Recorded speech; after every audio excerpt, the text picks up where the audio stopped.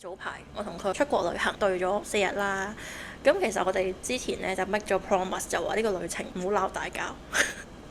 咁當然係冇鬧大交嘅，但係都有少少冷戰啦。咁但係翻嚟之後，我個心係有少少翳住，覺得唔舒服嘅，因為我覺得我嗰一刻係有情緒，但我宣泄唔到咯。即係我忍住咗，其實我到火，我好想爆佢，但我忍住咗。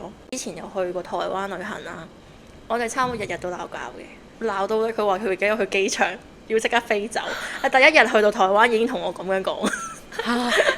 即係鬧得幾誇張，屍殺列車咁樣啦。哇！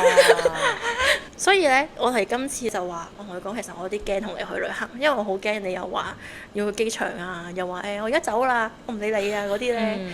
咁所以我哋就 promise 咗你今次旅行就唔好鬧大交。鬧大交嘅定義就唔係話短暫地唔理對方啦，而係話要執包袱走，呢隻先至係鬧大交。咁我哋就 promise 咗呢樣嘢咯。我就係想針對唔好鬧大交呢幾個字呢，有多啲 develop 啊。係，即係話你哋嗰個約定呢，應該改一改個 wording。而係話，我都有呢個諗法啊。唔好話唔好鬧大交，而係要話我哋和平相處。或者我哋如果有啲咩要鬧交嘅情況，要點樣做，諗定嗰個對策先。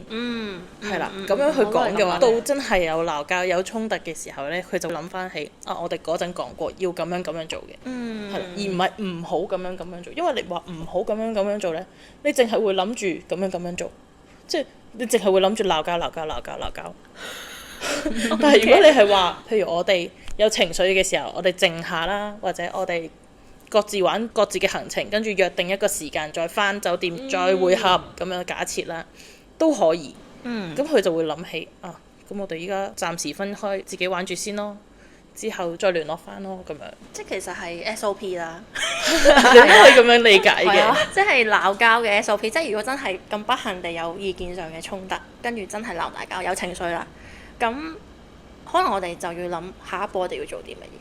而唔係壓抑咗呢個唔好鬧大交，就算數。我諗可能就係因為呢個壓抑令到我翻嚟之後有少少唔舒服。